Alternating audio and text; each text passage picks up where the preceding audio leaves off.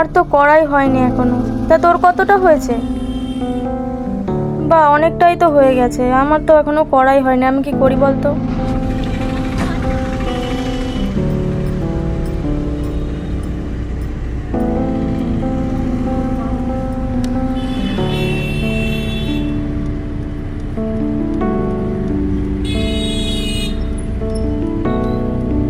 Yes, এটা আমি প্রীতম।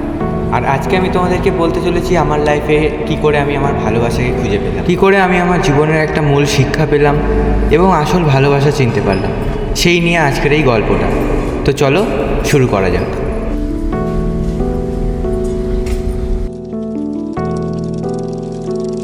হে প্রীতম, কি রে আজকেও? আরে ওই, আচ্ছা আচ্ছা, এদিকে আয়। হ্যাঁ হ্যাঁ, দাঁড়া দাঁড়া।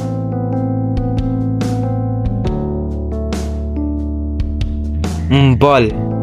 গত 1 মাস ধরে দেখছি মেয়েটা কোচিং থেকে বার হচ্ছে, তুই পিছন পিছন ঘুরে যাচ্ছিস, একবার বলতে পারছিস না? আরে তুই তো জানিস আমার পরিবারের সিচুয়েশন কি। এত পড়াশোনা করলাম, একটা চাকরি বাকরি পাচ্ছি না, বাবা মারও টেনশন।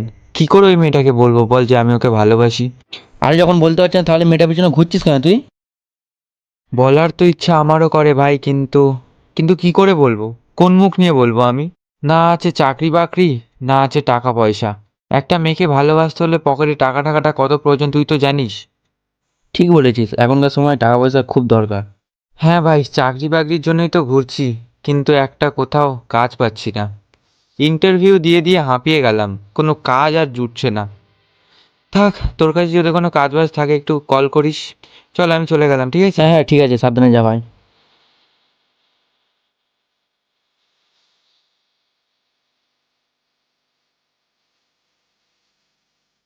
বাবা মার টাকা পয়সা থেকে শুরু করে নিজের শৈশবকাল সব লুটিয়ে দিলাম এই পড়াশোনার পিছনে।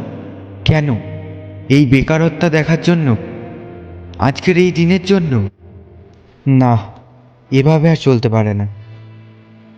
থাক পড়াশোনা, থাক যোগ্যতা, এবার যা হোক একটা কাজ করতে হবে।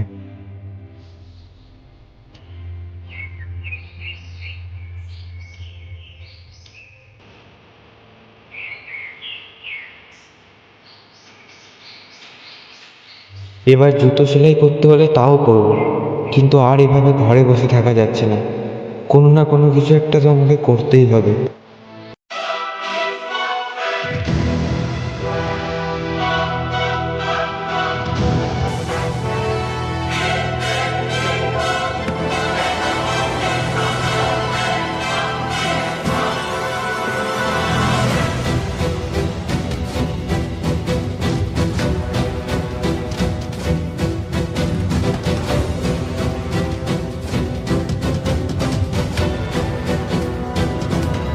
ওই ওই শোন।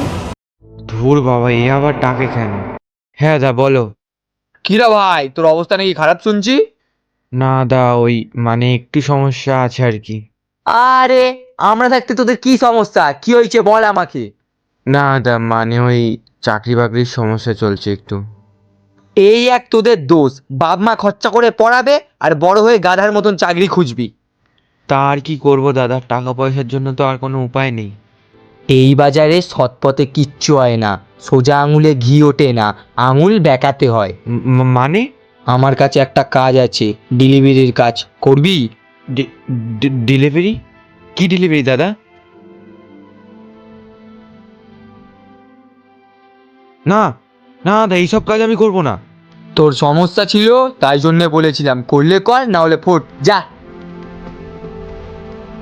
এ ভাই, আরে তুই আমাকে ভুল বুঝলি, আমি জানি তোর দুঃখ আছে, তোর দুঃখ কম করার জন্যে এনে এটা টান, সব দুঃখ কমে না, যাবে। আমি এসব খাই না। আরে টান না, টান না, আরে না কিচ্ছু হবে না, আমি টান, খাই না, টান, আমি খাই না হেভি এসব। লাগবে। আরে আমি খাই না বলছি তো, আমি খাই না। তুই আমার গায়ে হাত দিলিস, তোর কি অবস্থা করবো তুই দেখবি। তোকে বারণ করেছিলাম না এই এলাকায় ঢুকতে, তুই সেই আমার বন্ধুকে নেশা করা শেখাচ্ছিস? আমি তোর বন্ধুকে নেশা করিনি। এই লাস্ট ওয়ার্নিং দিচ্ছি তোর, এই এলাকা যদি তোর দেখেছি না মেরেই পুঁতে ফেলে দেবো।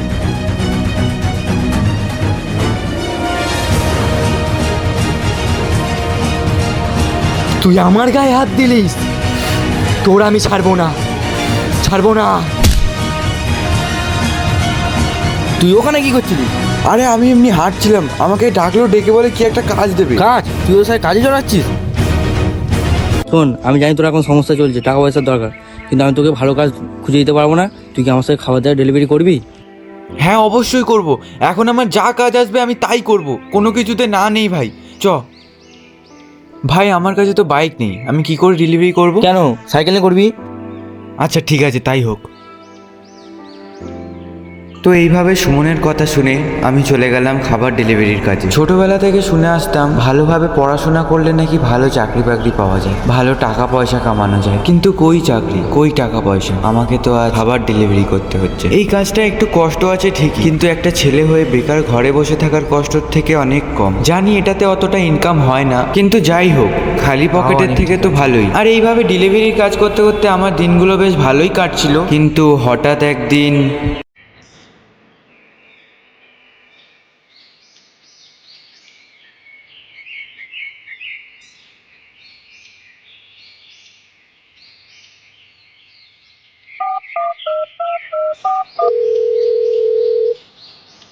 হ্যাঁ হ্যালো স্যার, হ্যাঁ আপনার লোকেশনে চলে এসেছে, আপনি কোথায়? আচ্ছা, মানে ডান দিকে তো? হ্যাঁ আচ্ছা আচ্ছা, হ্যাঁ চলে এসেছি, রাখুন।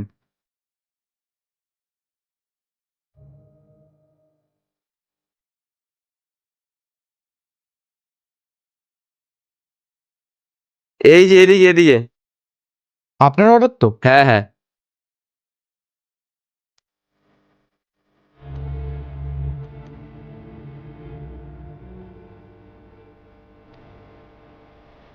এ নিন স্যার। স্যার টাকাটা? টাকা? কিসের টাকা? এত দেরি করে টাকা দেওয়া যায় নাকি? কোনো টাকা হবে না, যাও। না স্যার, এরকম করবেন না স্যার। স্যার আমাকে কোম্পানিকে টাকাটা দিতে হবে স্যার, প্লিজ টাকাটা দিয়ে দিন। স্যার স্যার কোনো টাকা হবে না, চল চল। স্যার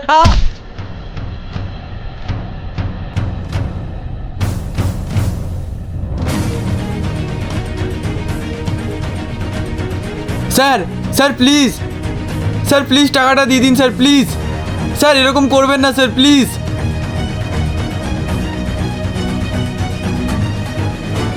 স্যার এইসব মানুষের জন্যই গরিব মানুষরা খেতে পায় না।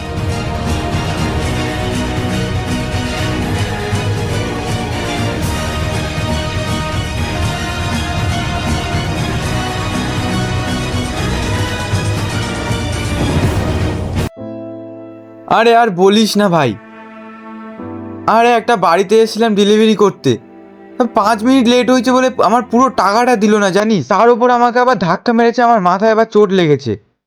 না আজকে ভাবছি আর করবো না, বাড়ি চলে যাবো। হুম, আচ্ছা ঠিক আছে, রাখ, দেখছি।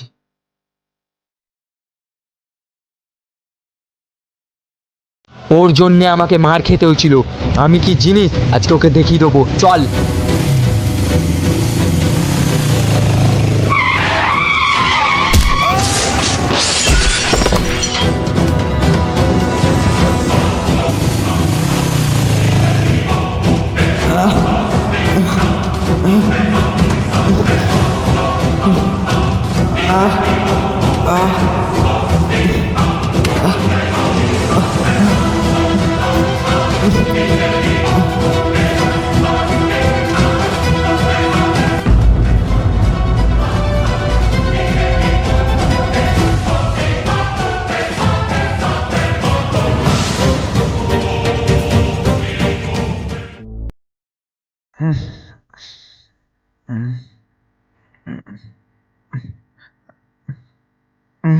থাক, তোকে আর কিছু বলতে হবে না। তোর অ্যাক্সিডেন্ট হয়েছিল, ও আমাকে ফোন করেছিল, আমি তোকে নিয়ে এসেছি।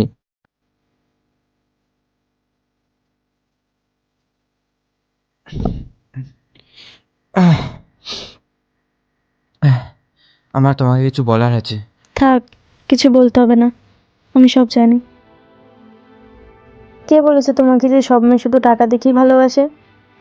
তুমি যখন আমাকে ভালোবাসতে আমাকে আগে বলতে পারতে। কে বলেছে তোমাকে যে আগে টাকা কামাও তারপরে আমাকে এসে প্রপোজ করো?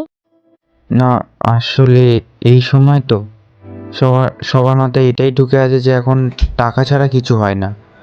আর আমি যদি কাউকে ভালোবাসি তাহলে তাকেও তো আমাকেই চালাতে হবে না, তো সেই জন্য আমি আগে টাকা কামাতে গেছিলাম। হ্যাঁ, ঠিকই বলেছ।